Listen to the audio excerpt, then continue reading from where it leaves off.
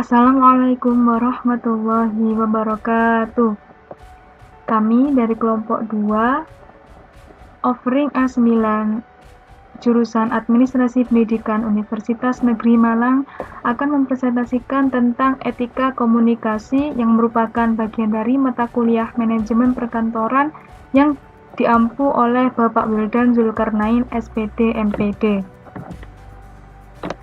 Berikut adalah anggota dari kelompok 2, yaitu ada Anissa Pakuita, Arinda Diah, saya Arumia Ferususna, Derajatwati, Desi Fitri, Dwi Wahyu sebagai ketua, Era Saniani Tias, dan Farah Apriliani Nursandi. Assalamualaikum warahmatullahi wabarakatuh. Nama saya Dua Indrawanto. Saya di sini sebagai ketua dari kelompok 2. Kelompok 2 di sini akan menjelaskan materi tentang etika komunikasi. Dalam etika komunikasi dibagi menjadi 2 materi. Yang pertama adalah komunikasi efektif dan yang kedua adalah etika dan etika dalam komunikasi. Selanjutnya akan dijelaskan oleh anggota kelompok saya materi yang pertama yaitu komunikasi efektif dan selanjutnya akan dijelaskan tentang etika dan etika dalam komunikasi.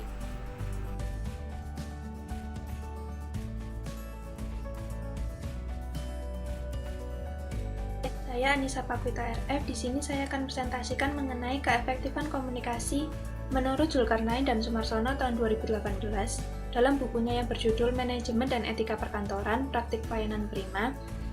Komunikasi efektif dapat terjadi apabila pesan dapat dipahami serta mendorong penerima pesan untuk bertindak sesuai dengan isi pesan. Nah, hal yang perlu diwaspadai dalam berkomunikasi adalah adanya gangguan. Gangguan dapat berupa distorsi, pengibirian, ketepatan waktu, dan penerimaan. Terdapat beberapa kiat untuk meminimalisir hambatan, yaitu dengan cara 1. Melakukan pendekatan berpusat pada audiens. 2. Mengembangkan iklim organisasi terbuka. 3. Komitmen berkomunikasi secara etis. 4. Menggunakan pesan secara singkat dan efektif. Lalu selanjutnya ada faktor-faktor yang mempengaruhi keefektifan dalam berkomunikasi. Yang pertama yaitu kepercayaan. Yang kedua yaitu konteks, yang ketiga kepuasan, keempat kejelasan, kelima kesinambungan dan konsistensi, 6 kemampuan pihak penerima berita, 7 saluran pengiriman berita. Selanjutnya saya Rindaria Pramesti akan menjelaskan tentang komunikasi nonverbal. Menurut Zulkarnain dan Sumarsono tahun 2018, komunikasi nonverbal adalah bentuk komunikasi dengan menggunakan bahasa isyarat atau bahasa diam tanpa kata-kata dan juga dapat menggunakan bahasa tubuh. Setiap gerakan tubuh dapat diumpamakan dengan satu kata.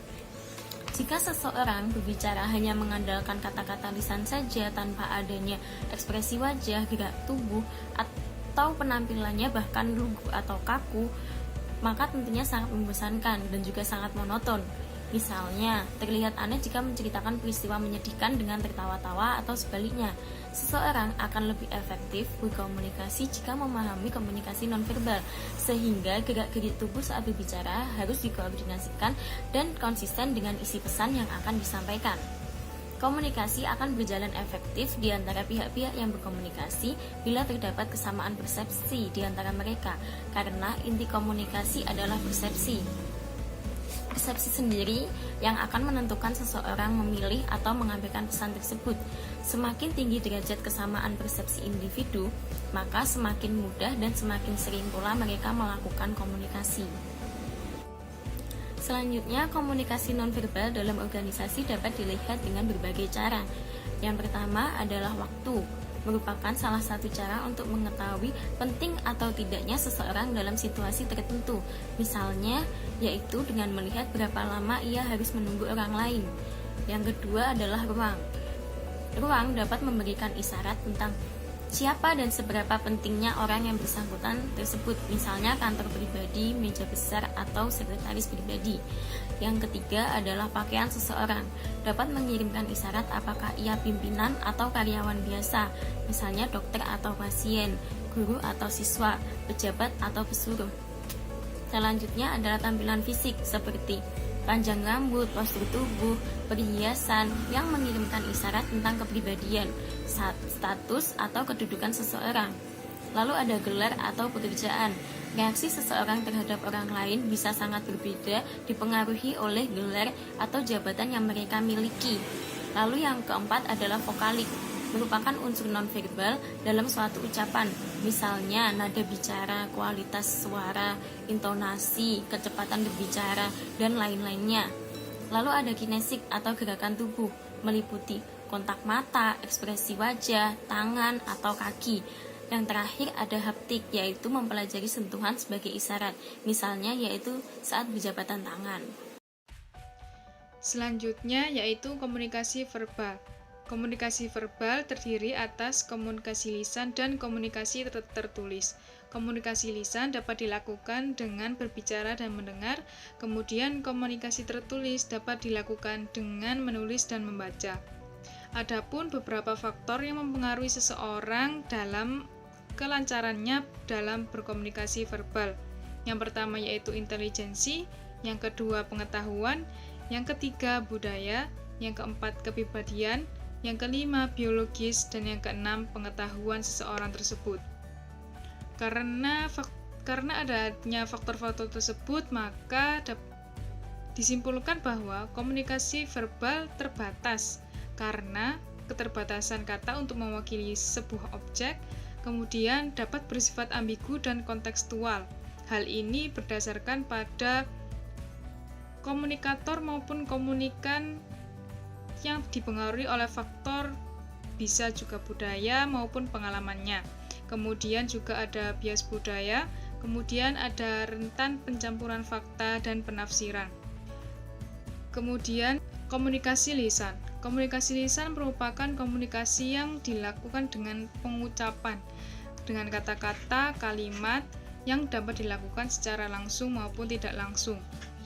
Terdapat faktor kejelasan yang dapat mempengaruhi arti kata dalam berkomunikasi lisan. Yang pertama, tinggi rendahnya nada suara. Yang kedua, perubahan nada suara. Yang ketiga, keras atau tidaknya suara. Dan contoh komunikasi lisan secara langsung yaitu adalah wawancara, rapat, dan ceramah. Komunikasi lisan secara langsung maksudnya itu adalah face to face antara komunikan dan komunikator. Kemudian contoh komunikasi lisan secara tidak langsung yaitu melalui telepon. Sebelum seseorang berbicara di depan umum, maka sebaiknya dilakukan persiapan. Nah, persiapan apa saja yang harus dilakukan oleh komunikator? Nah, berikut ini adalah penjelasannya. Yang pertama, komunikator harus menyiapkan, memahami, menguasai materi, dan juga menguasai bagaimana nantinya penyampaiannya secara sistematis dan tidak bertele-tele. Kemudian, komunikator juga dapat menggunakan perangkat pendukung seperti laptop dan LCD proyektor.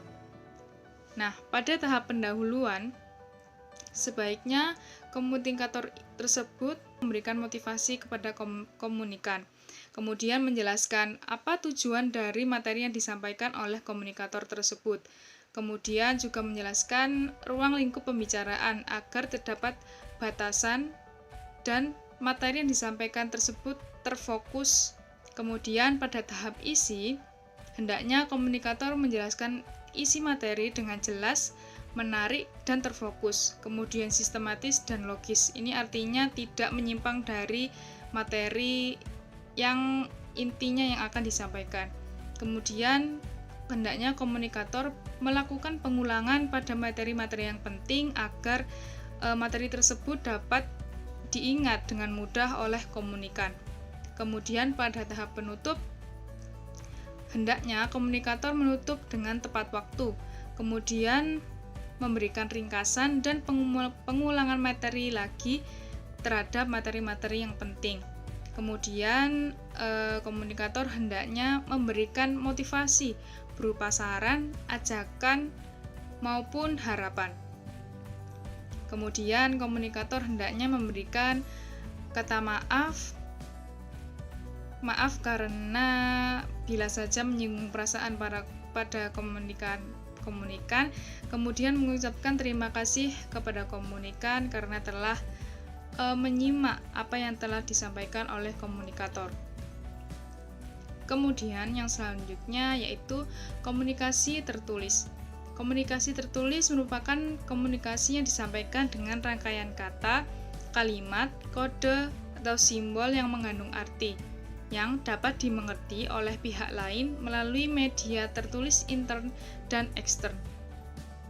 Media tertulis intern ini maksudnya adalah media tertulis dalam sebuah organisasi. Maka media tertulis ekstern itu adalah yang di luar organisasi. Contohnya dari media tertulis intern yaitu surat keputusan, surat tugas, nota dinas, memo, dan lain sebagainya. Kemudian untuk media tertulis ekstern atau di luar organisasi yaitu selebaran, spanduk, atau majalah. Nah, komunikasi tertulis itu dapat diverifikasi pengadilan dan dapat dijadikan sebagai bukti administrasi keuangan karena komunikasi tertulis itu memiliki wujud. Jika komunikasi verbal tidak memiliki wujud, tapi jika komunikasi verbal yang tertulis itu memiliki wujud. Nah, kelebihan dari komunikasi tertulis ini adalah penggunaan dan pemilihan kata yang logis, jelas, dan hati-hati, sehingga materi inti yang akan disampaikan itu tersampaikan secara penuh kepada komunikan. Kemudian kelemahannya yaitu membutuhkan waktu yang lama dibandingkan komunikasi lisan.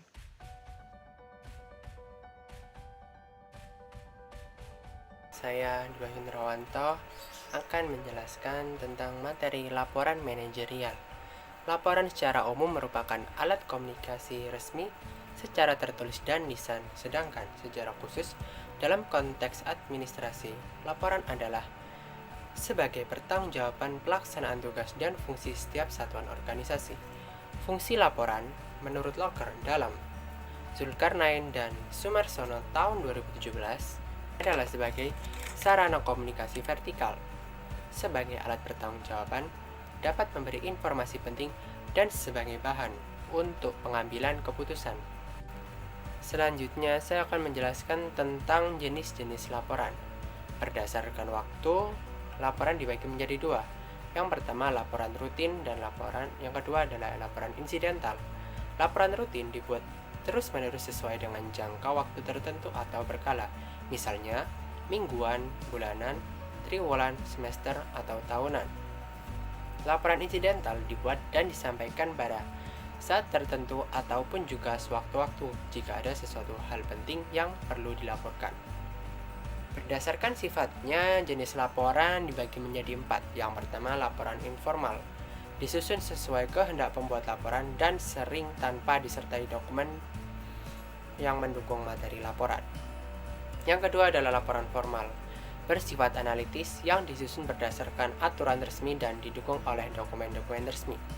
Yang ketiga adalah laporan biasa, bersifat tidak rahasia sehingga jika laporan terbaca oleh orang lain tidak akan menimbulkan dampak yang negatif. Yang keempat adalah laporan penting, bersifat rahasia sehingga hanya orang tertentu saja yang boleh mengetahui dan membacanya.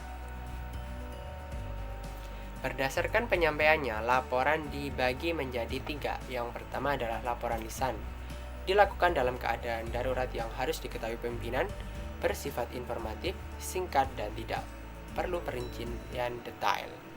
Yang kedua adalah laporan tertulis, diketik menggunakan komputer dan dicetak di atas kertas HVS, kemudian disampul serta dibuat rangkap. Yang ketiga adalah laporan visual, disajikan dalam bentuk gambar, foto, slide, ataupun film. Berdasarkan bentuk, laporan dibagi menjadi 3. Yang pertama, laporan berbentuk surat, isinya terbatas berupa poin-poin penting saja. Yang kedua, laporan berbentuk formulir, disajikan baku dalam format yang sudah ditetapkan. Yang ketiga adalah laporan berbentuk naskah, dibuat dalam format narasi atau karangan. Berdasarkan isinya, laporan dibagi menjadi 6. Yang pertama adalah laporan informatif, hanya berisi informasi tentang suatu keadaan. Yang kedua, laporan perkembangan, menginformasikan kemajuan suatu organisasi. Yang ketiga, laporan rekomendasi, berisi informasi dan pendapat pelapor terhadap suatu hal atas dasar pengamatan sekilas, bukan atas dasar penelitian mendalam. Yang keempat adalah laporan analitis, berisi informasi dan sumbangan pemikiran atau saran untuk atasan berdasarkan analisis mendalam terhadap masalah yang dilaporkan. Yang kelima, laporan pertanggungjawaban.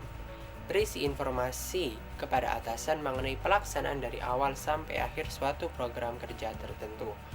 Yang keenam adalah laporan studi kelayakan. Dibuat berdasar permasalahan khusus terhadap suatu program yang dijalankan dan diupayakan solusi pemecahannya. Prosedur pembuatan laporan yaitu yang pertama, menentukan perihal atau subjek laporan. Yang kedua, pengumpulan, klasifikasi, pengolahan, evaluasi, dan penyajian data. Yang ketiga, membuat kerangka laporan, serta yang keempat, menulis dan menyempurnakan laporan. Jadi, secara garis besar, laporan mencakup pendahuluan, isi laporan atau pembahasan, dan penutup. Sistematika laporan secara umum mencakup hal-hal berikut. Yang pertama, sampul halaman judul, intisari laporan atau abstraksi, yaitu ringkasan laporan secara keseluruhan, kata pengantar penulis, dan daftar isi. Yang kedua, pendahuluan, memuat latar belakang, rumusan masalah, tujuan penulisan, ruang lingkup laporan, dan metode pembahasan data atau fakta dalam laporan. Yang ketiga, isi laporan, memuat data dan fakta yang disusun sistematis secara mendetail. Argumen juga diperlukan untuk menunjang pembahasan dalam laporan. Yang keempat, penutup, membuat kesimpulan dan saran atau rekomendasi yang bersifat operasional. Dan yang terakhir dalam sistematika laporan adalah daftar rujukan dan lampiran-lampiran yang mendukung dari isi laporan tersebut. Berikut juga ditampilkan mengenai contoh tata naskah dinas yang menurut Peraturan Menteri Pendidikan dan Budaya Nomor 6 Tahun 2013 tentang naskah dinas di lingkungan Kementerian Pendidikan dan Kebudayaan Republik Indonesia. Saya Erhasan Tias akan menjelaskan mengenai etika dan etiket. Yang pertama yaitu etika. Etika berasal dari bahasa Yunani yaitu ethos dalam bentuk tunggal yang berarti sikap, watak, atau cara berpikir, serta taeta dalam bentuk jamak yang berarti adat kebiasaan. Etika menekankan pada prinsip umum tentang tindakan moral atau tingkah laku manusia yang benar. Etika selalu berlaku baik ketika seorang sedang sendirian maupun ketika bersama orang lain. Misalnya, larangan mencuri selalu berlaku baik sedang sendiri atau ketika bersama orang lain. Yang kedua yaitu etiket. Etiket berasal dari bahasa Prancis yaitu etiquette yang berarti kartu undangan pesta raja yang memuat tata tertib para tamu. Etiket merupakan tata krama, yaitu kebiasaan sopan santun yang disepakati dalam lingkungan pergaulan antar pribadi atau kelompok manusia di suatu tempat. Etiket hanya berlaku ketika dalam situasi bersama. Misalnya, etiket tentang cara makan. Makan bersama orang lain sambil mengangkat kaki di kursi dianggap pelanggar etiket. Namun jika makan sendirian, hal tersebut tidak melanggar etiket. Kode etik. Kode etik merupakan etika yang berlaku untuk lingkungan profesi tertentu sebagai pedoman dalam berperilaku anggotanya.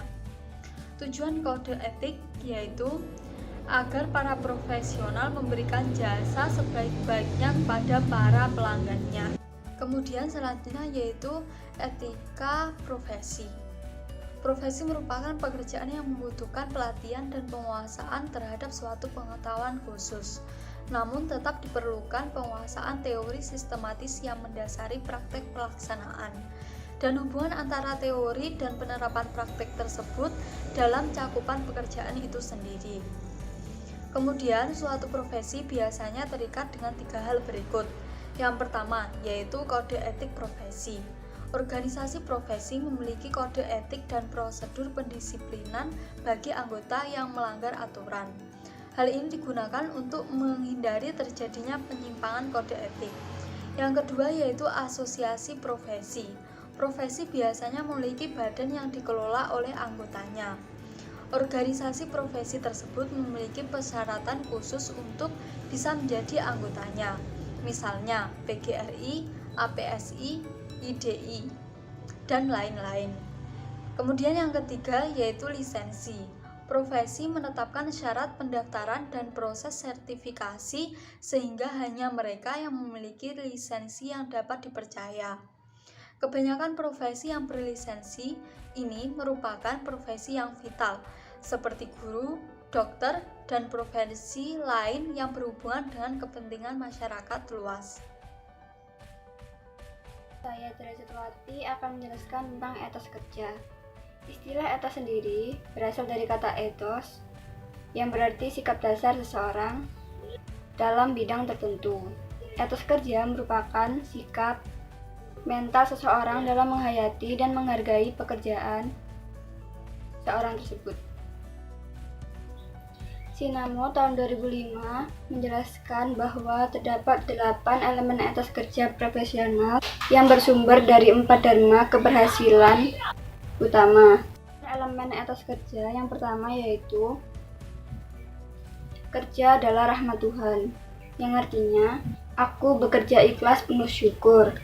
Pekerjaan ini adalah rahmat Tuhan sehingga harus diterima tanpa syarat, seperti halnya bernafas.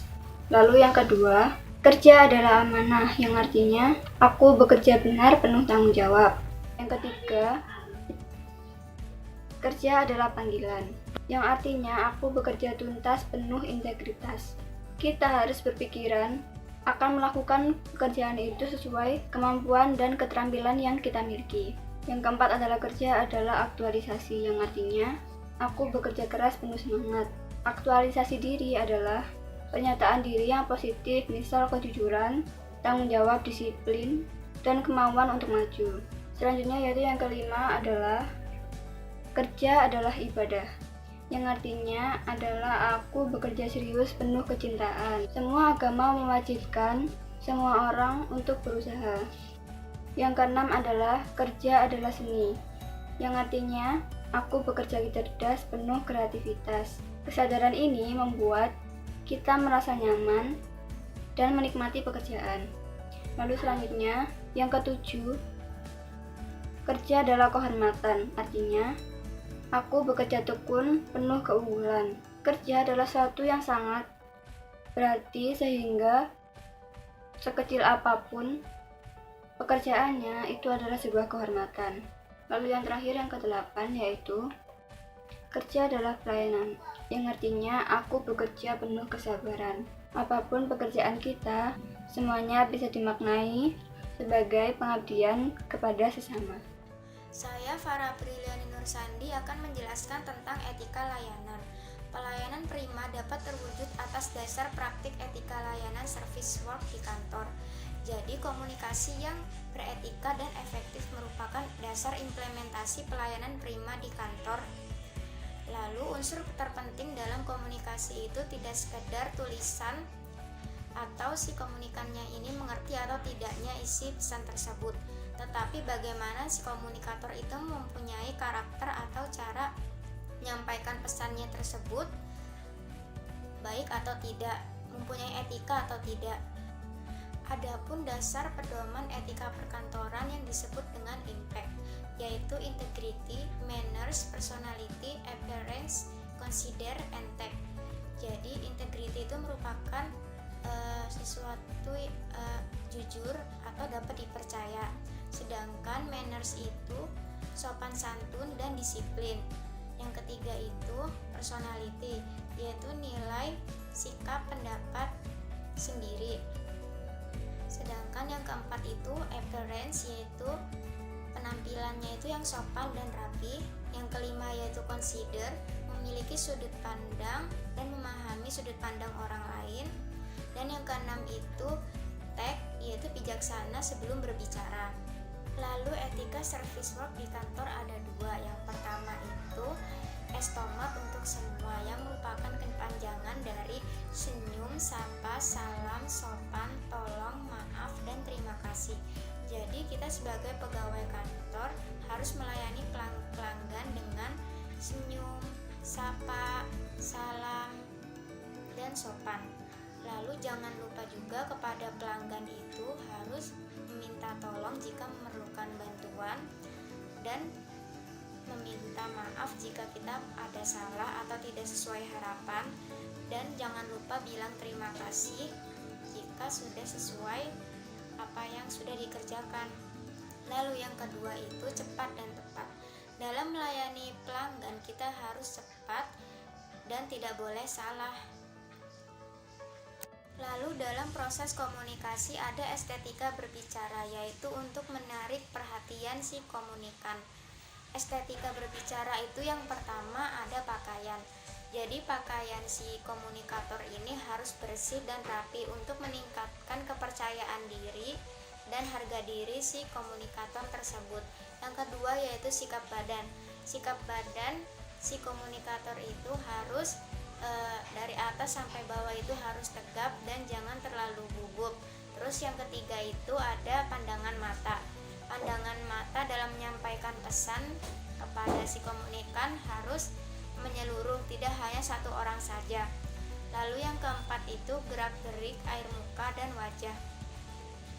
Jadi dalam menyampaikan isi pesannya itu si komunikator misalnya menyampaikan isi pesan sedih, maka raut wajahnya itu akan ikutan sedih. Jika gembira, maka raut wajahnya itu akan ikutan gembira dan tidak berlebihan.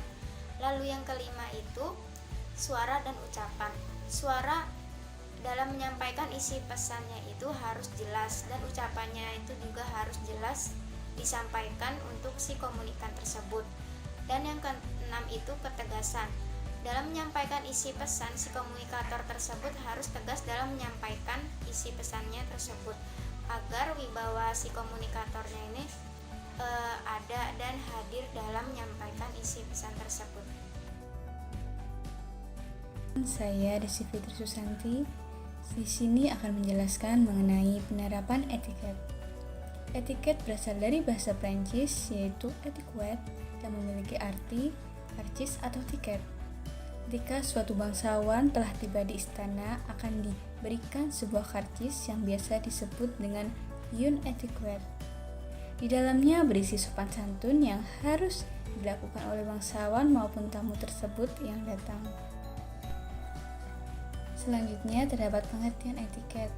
Etiket merupakan suatu tata cara atau sopan santun yang berlaku dan diterapkan dalam masyarakat yang bersumber dari adat istiadat, kebiasaan, atau otoritas.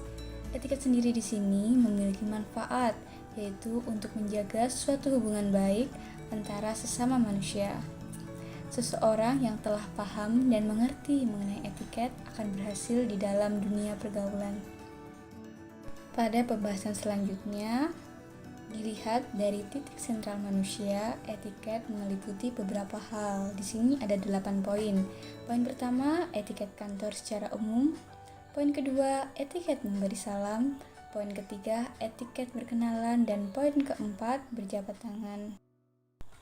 Selanjutnya, poin kelima, terdapat etiket berbicara. Poin keenam, etiket duduk. Poin ketujuh, etiket berjalan. Dan poin yang paling terakhir adalah etiket menghadap pimpinan. Selanjutnya terdapat etiket kantor secara umum.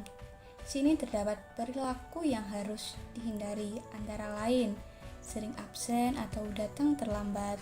Yang kedua, bersikap santai dan pulang lebih awal jika pimpinan tidak ada di tempat, suka menunda-nunda pekerjaan, dan masih banyak yang lainnya.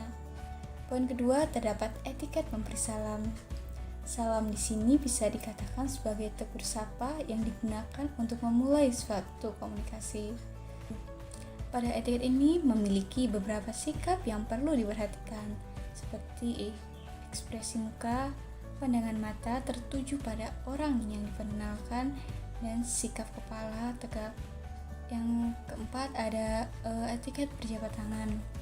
Di sini lakukan jabat tangan dengan ikhlas, rela, dan perasaan bahagia. Hindari keadaan tangan basah dan tidak perlu mencium atasan, namun cukup dengan membukukan sedikit badan. Nah, etiket berbicara ini harus memperhatikan beberapa hal, antara lain tempo suara, ekspresi suara, serta tidak memotong pembicaraan orang lain. Sementara etiket duduk adalah memperhatikan bagaimana cara duduk kita untuk senyaman mungkin. Bagi para wanita, usahakan letak lutut selalu berdekatan. Etiket berjalan di sini mengatur tentang cara jalan seseorang yang harus menyeimbangkan badannya dan tidak dibuat-buat. Untuk keluar masuk ruangan, wanita mendahului pria. Sedangkan untuk etiket menghadap pimpinan di sini tidak boleh sembarangan. Harus memperhatikan beberapa etiket seperti menentukan tujuan dan maksud yang akan disampaikan, mengetuk pintu terlebih dahulu sebelum masuk, dan jangan lupa ucapkan terima kasih. Sekian penjelasan materi dari kelompok kami mengenai etika dalam komunikasi. Semoga video yang sudah kami buat bisa menambah pengetahuan dan wawasan bagi penonton mengenai etika komunikasi dalam perkantoran.